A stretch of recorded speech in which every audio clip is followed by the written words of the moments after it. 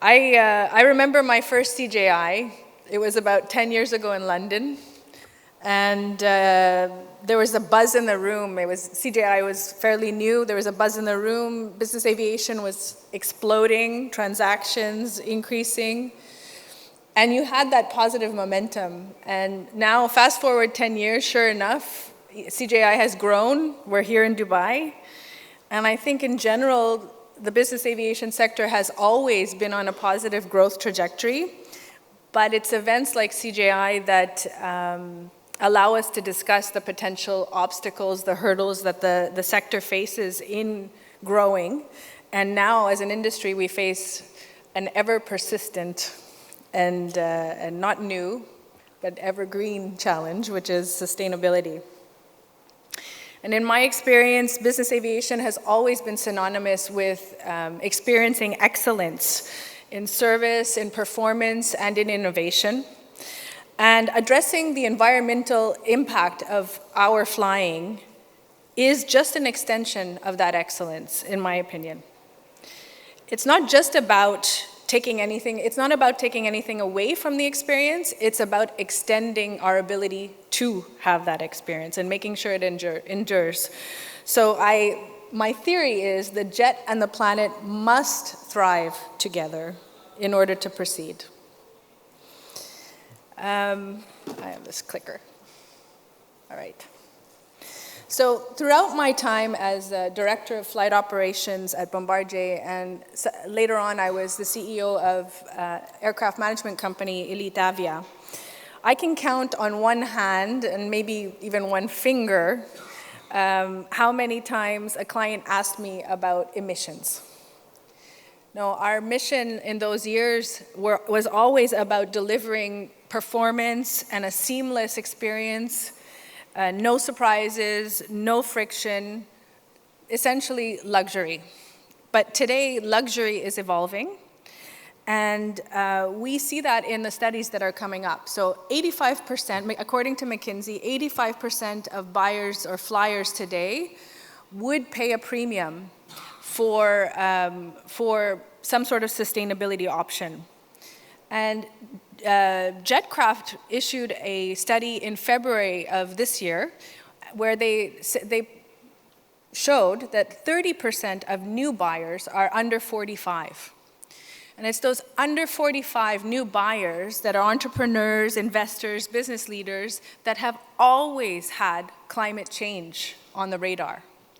And they expect transparency and they expect sustainability, not just like as an add-on or a voluntary thing, as part of whatever offering they consider. And it's not just clients, it's also brands, luxury brands. As I said, luxury is evolving. So Louis Vuitton, for example, they've invested over $1 billion in environmental initiatives.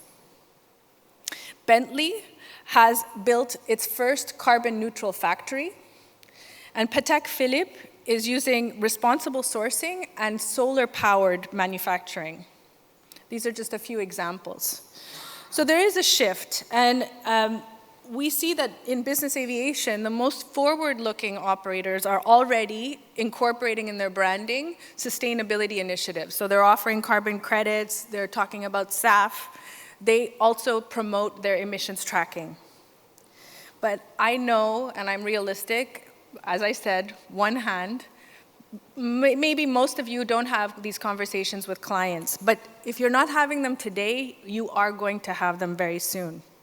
And I really believe that in the future, the emissions per flight hour and the cost to make those emissions carbon neutral per flight hour will be on every spec sheet and every charter quote. So how do we become sustainable as an industry? What is sustainable aviation? ICAO has issued a roadmap, a net zero roadmap for 2050. We can argue whether or not we will achieve 2050 net zero, but this is the roadmap, and it's a good guidance for us to follow as an industry. What does this say? It says that obviously SAF is going to do the heavy lifting. 65% of the reductions that we achieve as an industry by 2050 will come from SAF. This is, the slide is incorrect. Sorry, I just noticed. It's switched. So 13% is new aircraft technology. And that is things like hydrogen, electrical propulsion, hybrid propulsion, new aircraft design, new engine design. One of the sort of dark horses is operational improvements. ICAO lists it as 3%, and what do I mean by operational improvements? Operational improvements are things like slowing down your cruise speed, avoiding contrails in flight, so proper flight planning, adjusting your flight planning in order to improve the emissions output of the aircraft. That has been proven to be anywhere from 3 to 20% reduction in the emissions generated by the aircraft. And then finally, 19% of for the plan in terms of the reductions or the compensation of emissions will come from market-based measures, which is carbon credits. ICAO has also established a compliance scheme called CORSIA. If you're an operator, even here in the Middle East, you've heard about CORSIA. You've probably also heard about the European Emissions Trading Scheme and Refuel EU, which are all well-established CORSIA, well-established emissions compliance schemes with ever-increasing requirements to ensure that the road to net zero is achieved. The goal of this talk is not about 2050, though, to be honest. It's about today. And what can we do today? And the reality is, actually, 3 of these 4 pillars we can work on today, or we have access to. Operators, even in the Middle East, can access SAF via book and claim. They can use carbon credits to compensate their emissions, and they can look at operational efficiencies through proper flight planning. So there is a way and a means to start looking at sustainability. And I know that operators are, the first thing that's going to happen is, okay, let's think about cost. And I completely understand, I've been there. But if we think about electronic flight bags, when we started to introduce onboard Wi-Fi and the cost of those antennas, when we started to transition to digital tech logs, all of these things were complicated and all of these things were expensive. And now they are a normal part of our everyday service. They drive product value. And I believe that sustainability and those initiatives related to sustainability are going to do the same. The real opportunity now for operators, FBOs, MROs, charter sales brokers is to start now. I want to talk a little bit about carbon credits. We've talked a lot, I think, about SAF, so I'm not going to address too much on the SAF topic. But we talk about carbon credits in our business every day, and we often get asked, isn't that just greenwashing? And I think it's a fair question. In aviation, the bottom line is when we fly, we generate emissions, and those emissions are unavoidable. You agree with me? All right. So when you cannot avoid emissions, you can buy certified carbon credits that are generated from real verified projects that have the amount or tons of emissions or greenhouse gases that have been reduced from the atmosphere or avoided measured. And these are projects like direct air capture or switching from coal power to solar power. These are measurable, scientifically measurable results. And it's a good way and a credible way to balance your books when you have no other option, which is what happens when we fly aircraft and use Jet A fuel. But here's the key in avoiding this greenwashing label. You cannot just offset. If carbon credits are your only solution, you have the risk of being accused of greenwashing. If you access some of the other 2 pillars I talked about, using SAF via book and claim, or if you try to start making some small changes, like 1% reduction in your speed in long-range cruise, you have now a sustainability strategy, and you can definitely refute any claim of greenwashing. So carbon credits are not the only solution, but they're definitely part of the solution. And if we go back to ICAO and CORSIA, which is the emissions compliance scheme that is an international scheme which will affect all operators, the compliance mechanism for CORSIA is voluntary carbon credits. So if you're not paying attention and understanding how to acquire high quality carbon credits, you should start, especially as an operator. And don't forget that it is 19% of the plan for ICAO. So carbon credits are not going away. I have been in operations for over 20 years. Operators need a clear path. This transition is not easy. There's so many requirements coming in, and I remember in 2016 at Elitavia when we started to deal with EU ETS, we had to report. It was a spreadsheet and process nightmare. We didn't know what we were doing. I can honestly say that. I didn't know who should do the work. Was it ground ops? Was it camo? We didn't know. And it's sometimes in some operators it's still not clear. But now we add on CORSIA, we add on Refuel EU, and there's more and more and more. And it's becoming a complex field when the operators need to be focused on safety and flying. So there needs to be a clear and structured and effortless solution. And I know that it's not just operators that are dealing with this, it's FBOs, it's MROs, it's the charter, everyone is being asked about these compliance requirements, but also how it affects them. And there's no clear path for many of them.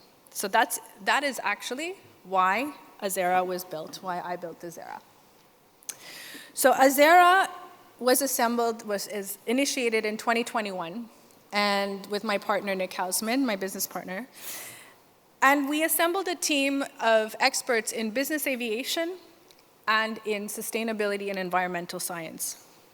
So half and half. And our mission was and is to help the industry move forward through this transition to a sustainable business aviation sector with tools that provide support but also clarity. And we do this in two ways. The first one is tech. Our main tool is a platform a software called Celeste, and it's a digital cockpit for operators and charter brokers to measure their flight emissions, to generate compliance reports, to buy SAF via book and claim, to track their SAF usage if they are buying SAF, and to access high-quality CORSIA credits or carbon credits and compliance allowances. So it's really a one-stop shop for all emissions-related topics in one place that is digital and is integrated into your operations. You don't need anything else. The other part of our business is advisory, and we sort of specialize, obviously, in the aviation sector in helping all businesses, whether you're an MRO, an FBO, a charter broker, sales, anything, to manage or develop a sustainability strategy. So we help you with measurement of emissions and developing a strategy and implementing that strategy. Why should you do this, especially as an operator? You've got increasing number of compliance requirements that I've already talked about. On top of that, as businesses are exposed, even outside of Europe, it's not just an EU thing, to CBAM. If those of you who are exporting goods into Europe, you would be aware of CBAM. There's CSRD. If you have a company over 250 employees and you're doing business with the EU, you also have to report for CSRD. And I've talked about CORSIA and Refuel EU, EU ETS. So it's building, it's compounding year over year. And what does that mean financially? Just to give you an indication, an operator, an international operator, is looking at around $25K in compliance cost per aircraft. But if you ignore all of the reporting and all of the compliance, that same aircraft is exposed in fines of over $250K, so 10 times that amount. So it's worth your while to at least understand what you're doing and what your exposure is. And how do you get started? Again, since we started Azzera, we've been talking to many companies throughout the ecosystem, and we've boiled it down to sort of 3 questions. The first is knowing, the risk of not knowing, actually. And it's no matter what business you run, you can't manage what you don't measure. So you need to know your emissions and your overall impact. Are you prepared to answer this if an investor comes in, or a shareholder, or a client asks you, what is your carbon footprint? You need to know, and if you don't know, then that should be your starting point.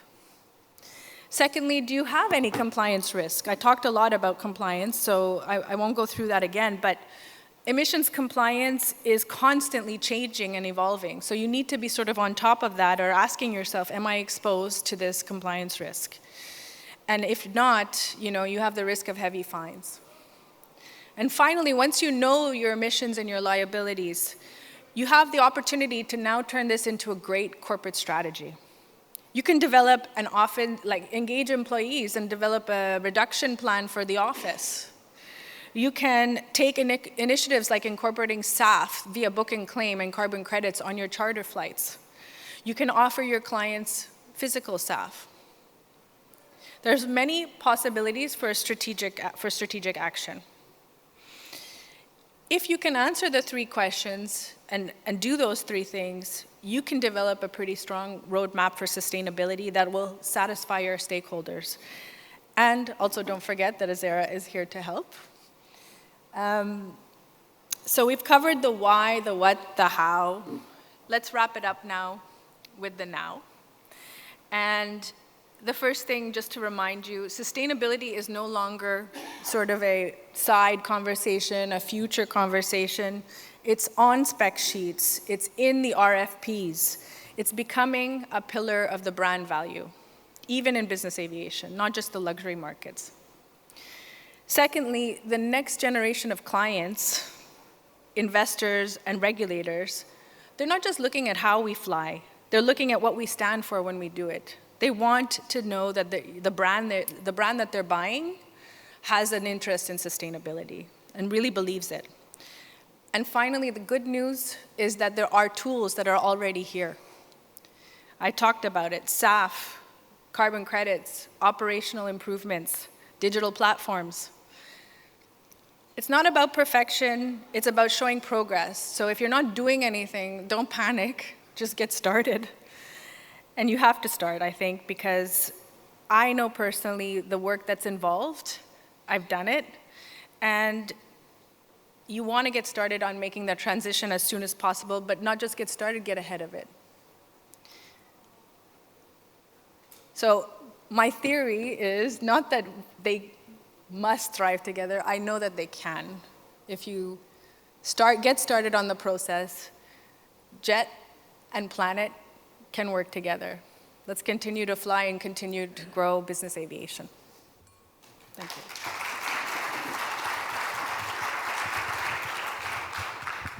Questions? Yeah, you've got 3 questions. Do we have any other questions in the room or comments? Okay. With the new US administration's theme of drill, baby, drill, and oil giants like BP cutting green initiatives, what's your take? That's why I didn't really talk about SAF. No, I still think SAF is, and it is, the best way for us to continue flying and reducing our emissions. If you look at the 4 pillars, and that is really the guidance, right? If you look at the 4 pillars, whether the percentages are going to vary in the end is definitely likely. Right now, SAF is 65% of the solution. But SAF is having challenges in the development. It requires a tremendous amount of investment. We're looking at a revolution in terms of technology. Therefore, if the U.S., and it requires countries like the U.S. to back it, and if they pull back, it's just going to slow down that process. So there are the other levers that are available, and we have to look at that. Operational efficiencies, carbon credits, new propulsion systems, which are not slowing down. Does Azzera also handle EU SAF mandate compliance? Yes. Great. And here's a nice one to end on. Causes like Azzera and 4Air are doing a great job promoting sustainability in business aviation. Yeah. Have we made any progress? I don't know that, first of all, I want to clarify, we are, I like the idea of being called a cause, but we're definitely a business. You're a business with a cause. We're a business with a mission, that's right. And I can say with hand on heart that since 2021, the number of conversations have increased tremendously. The interest level has increased tremendously, but also the compliance has increased tremendously. So if I were to be cynical, I would say as compliance increases, so is the need for companies like Azzera and 4Air. If I also see, as I mentioned earlier, new clients coming in who are genuinely interested in asking on their own, what can I do? What carbon credits can I buy? How can I acquire staff? And we have those more and more. So it's not a rapid increase, but it's coming. Brilliant. Thanks so much, Puja. Thank you.